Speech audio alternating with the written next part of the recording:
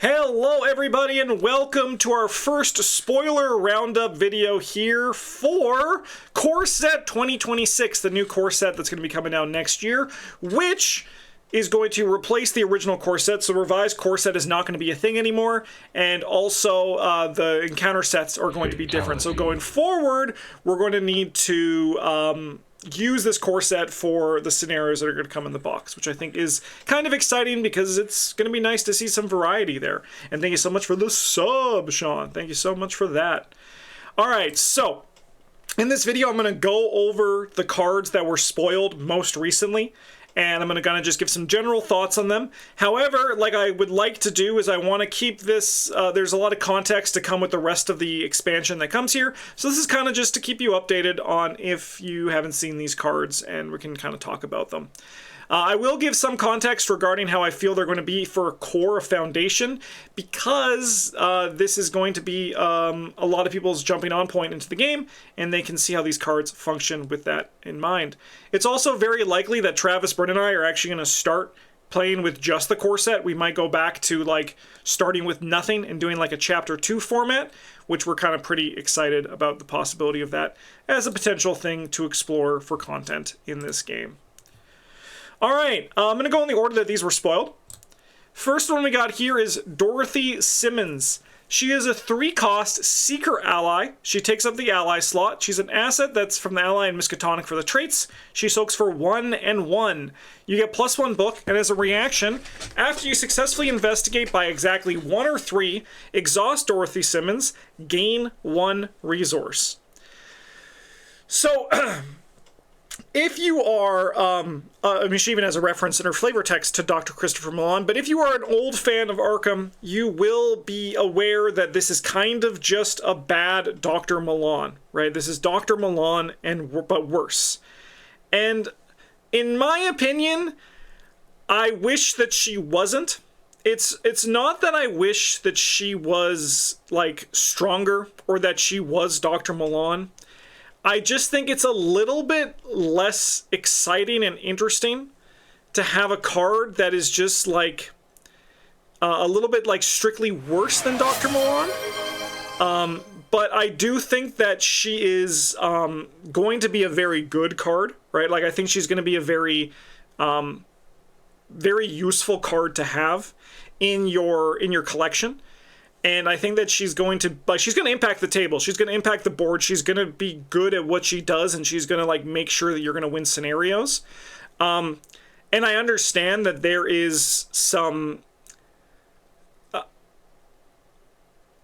It's good to have like the core set be simple, and like Dr. Milan was incredibly simple, but Dr. Milan was also, as we know, a little bit too powerful. So the nice thing about Dorothy Simmons is that she is less powerful than Dr. Milan, which means that it's very likely that the ally slot will be a little bit more competitive, right? There's going to be reasons for, as opposed to like looking for why would this investigator, why would I want to play someone over Dr. Milan? I think with Dorothy Simmons, there's a lot more like, yeah, well, maybe there's a reason I want to play, like, there's a reason instead, like, I have to play Dorothy Simmons over this investigator. I know it sounds different, right? But, like, Dr. Milan was, like, the de facto king of the ally slot in the Seeker class, and Dorothy Simmons is not as good, which means that the slot isn't going to automatically just go to her. So I think in that nature, Dorothy Simmons is really nice for getting the job done. The only thing, it's just my own personal preference. I wish that it wasn't just like the gain 1 resource. If it was like draw a card, for example, then I think it would at least like stop the thing happening in my head where I'm like, oh, this is just Dr. Milan, but worse. And again, still a good card. For me personally, I think it'd be a little bit more enticing and interesting. But I'm also looking at this in the context of just this core set. Like I'm looking at just like current here. Dr. Milan doesn't exist anymore. Dorothy Simmons is going to get the job done, and she's going to get, she's going to like keep being really functional with it. One thing as well is one thing I do enjoy personally is I'm a big fan of the precision thing. The Seeker succeed by exactly. It's cool to see that here. And what I really like and what I really like about it is that she doesn't need to, we don't need to support it, right? We don't need to support this archetype in this box. But what this means is that this precision thing is kind of always there, and there might be like support going in and out of the core set or like the future expansions that can make it so that Dorothy Simmons becomes a little bit more reliable with her ability. But then those cards rotate out, so she becomes a little bit less reliable with that ability when you're looking at the current card pool. And I think, to me personally, that's the most exciting thing about current, is the fact that there can kind of be this like wave of power level for certain archetypes. So I think Dorothy Simmons represents that really well. I think she's a very good card. I think she's going to be very playable, and I think she's going to like kick ass in the process. I just wish she was a little bit different in her design, is what it comes down to. But that's just like me nitpicking. So great card though. I think she's going to impact the current and be a very good core set card going forward. Next card that was revealed here is Gather Intel. This is a 1-cost Seeker event. It's an insight. Fast, play when an enemy enters your location, draw 2 cards. I think that this is a very interesting card to be in the Seeker class. And I think that this card is showcasing that Seekers might be a little different going forward. And I think even by the nature of Joe Diamond being the core Seeker, I think it's gonna I think there's gonna be a weird little shift. It's not gonna be big. It's not gonna be anything like too crazy where suddenly like Seekers are killing enemies. But I think this tells me, this in the core set and also Joe Diamond, that there is going to be a little bit more support for Seekers caring about enemies, which I think is really neat and really interesting. As for this card itself, I think it's really good. If you've watched this channel before, you should know that I'm not the biggest fan of card draw that takes actions. I'm a big fan of Perception. I'm a big fan of Eureka.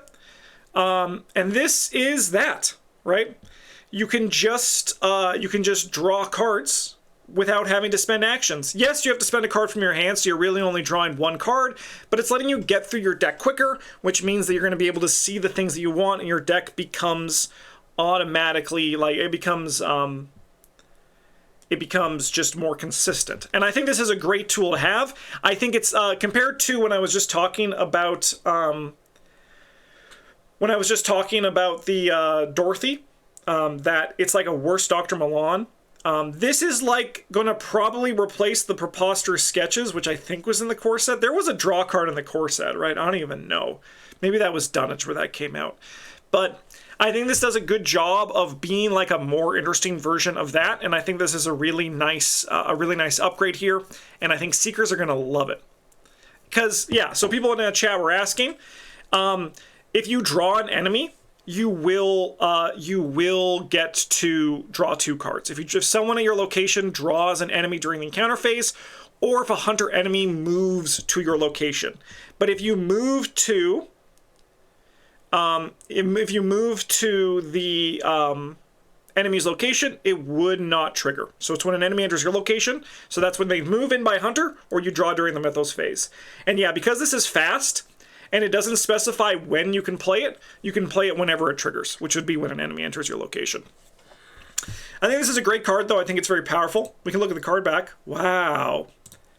Yeah, I think this one's banger. Great card. And I think this is going to be very nice for the Seeker class going forward. Okay. Next up here, let's go back to an old classic, Fingerprint Kit. This is a 4-cost asset that takes up a hand slot. It's an item and a tool. It uses 3 supplies. As an action, exhaust Fingerprint Kit and spend 1 supply. Investigate. You get +1 book for this investigation. If you succeed, you discover 1 additional clue at your location. So this has been here since, as you can see right here, since Circle Undone. And Circle Undone it's going out of rotation, so this is going to be a card that is going out of print that is going to see print again. I am not a big fan of Fingerprint Kit. It's not my style of play. I would much rather drop down Magnifying Glass and then use those 3 resources and that action for something else. However, I am not going to deny for a second that Fingerprint Kit is not a very usable card, and I've seen a lot of players use it really well. For me, it's not my style, but I think it's a very good card in all the times that I've seen people play it. I know Travis is a big fan of it. But I think what's most important about Fingerprint Kit is I think that this is like a perfect choice for a reprint. I think that this is such a good foundation for Seekers to build off of, and I think that this is a really healthy core set card. I think the hand slots are very competitive here in this new core 2026. But I think that's a good thing because now it lets people have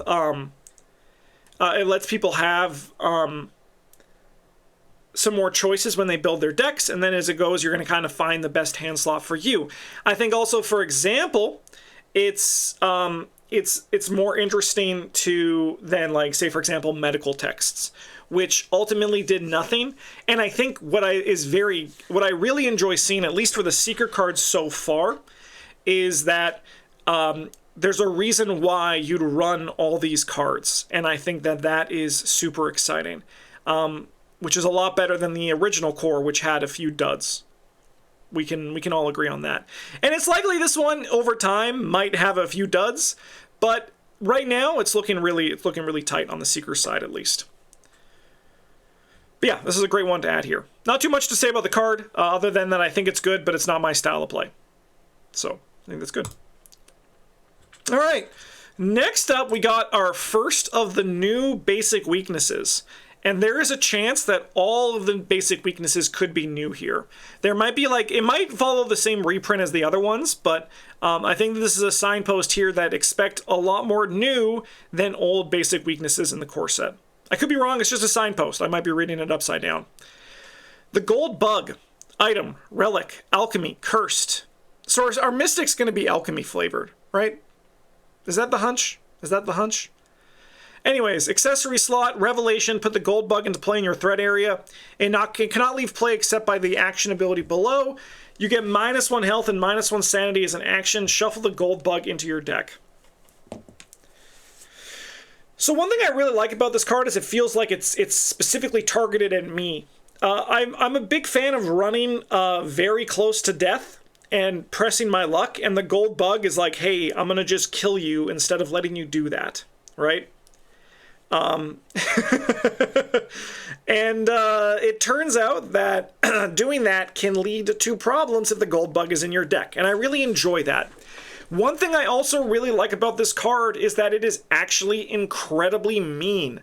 You either need to, if you're playing Legacy, buy Relic Hunter, which gives you another accessory slot, or if you're playing Current, hope to God that Relic Hunter is being reprinted in this core set. But I don't know if it's going to be. I think this might, to me, imply that there's going to be no Relic Hunter or Charisma, but again, I could be wrong.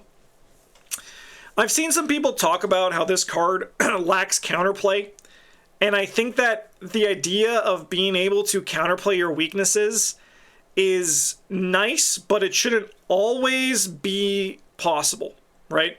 Like, you can't, like, for example, compare this to the Silver Moth, right? Where you have to take a horror, or you could shuffle it back into your deck. One of the two, it's like damage or horror to shuffle it back. Or you just put it into play, you get the reduction, double action, remove.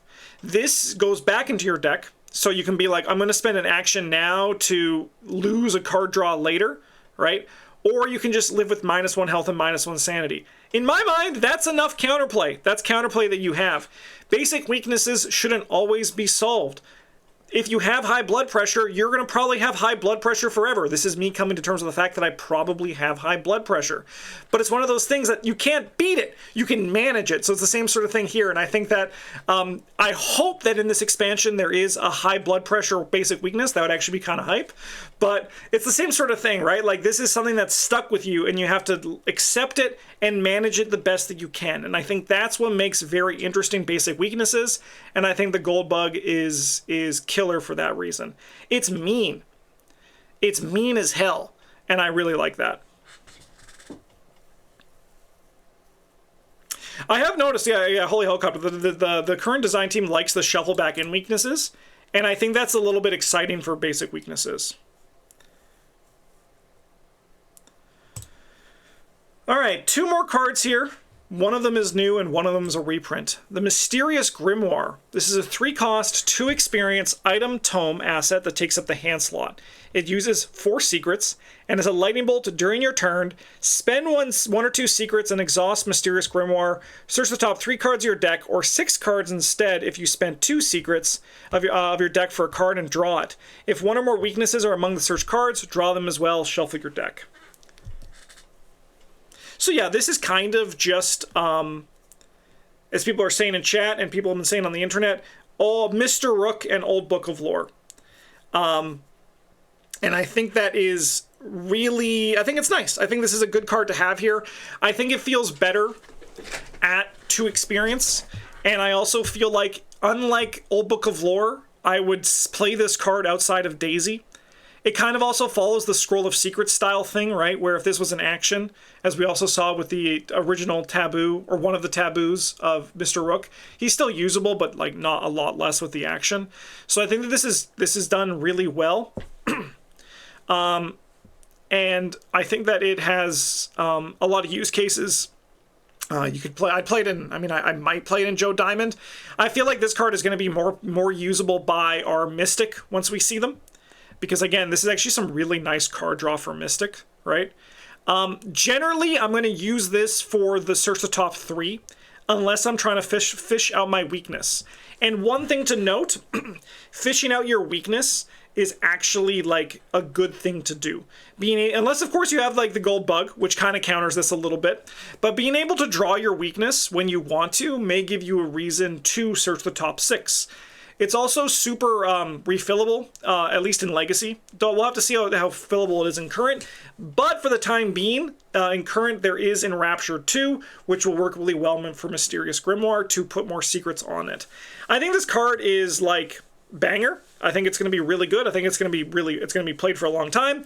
I can see in the long run, once the card pool gets a little bit bigger, and like Current gets a few more cards in it, you might not want to run this in the long term, but I think like for at least when you get your core set, this is going to be like one of the early upgrades that you're going to put into your secret deck here. I think it's really nice.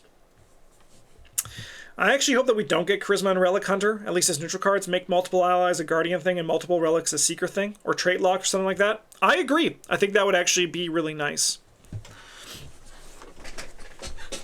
But yeah, no, I think this is I think Mysterious Grimoire is a very good card. I think the art's also really nice. It's a more interesting version of just like an open book on a table, so I think that's kind of hype. I think it's a great card. I think that it's really awesome. All right, and then we have one more card, which is actually a reprint. This is the old art.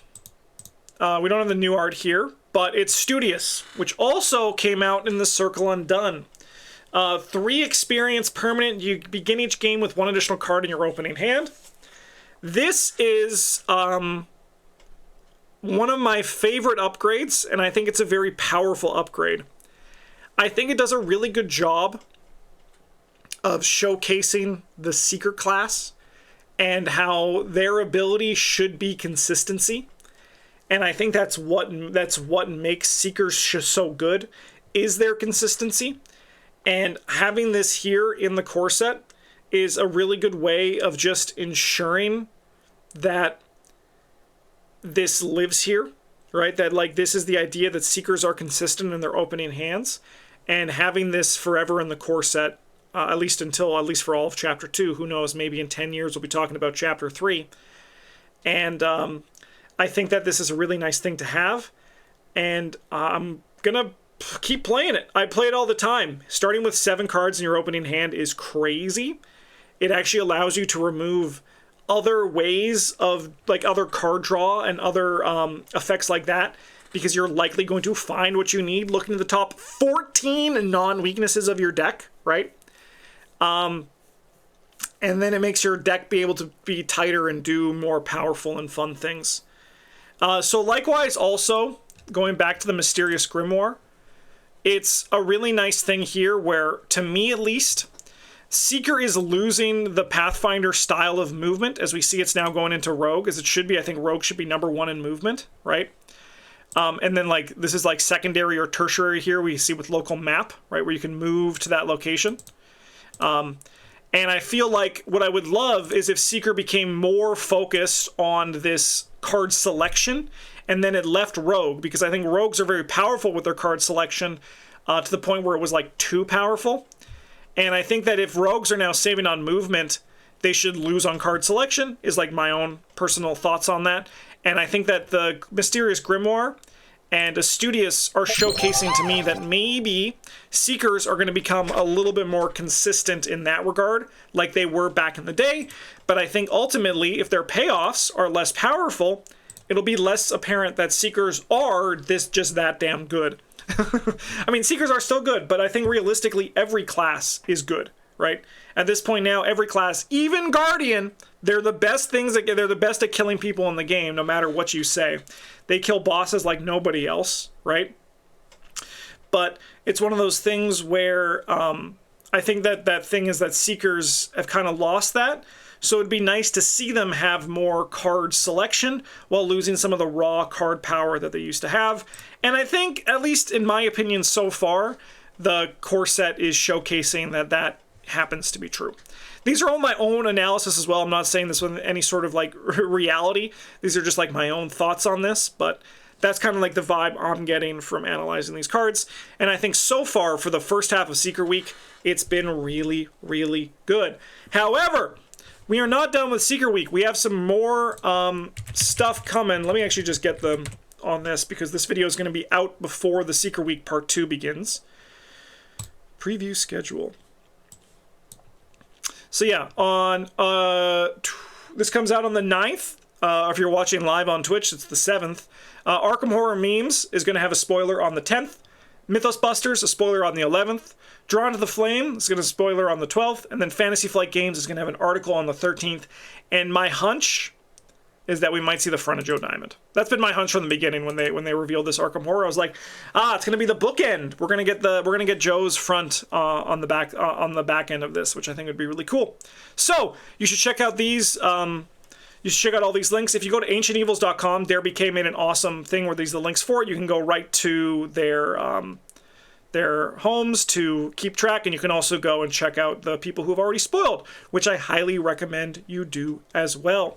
In the meantime, thanks for watching, everybody. I hope you enjoyed this, and I hope you enjoyed my thoughts briefly on these cards, and at least where I saw that they fit. I think that the Seeker cards are actually all very good. And I think that it's going to carry over, that this is going to be a really good foundation for Arkham Horror, the card game, going forward if you're playing current or if you're playing, Legacy. There will be cards that impact it as well. But also, if you're going to play this new format that I'm pushing called Chapter 2, so you should try that out as well. In the meantime, thanks for watching. Have a good one. And as always, GG's.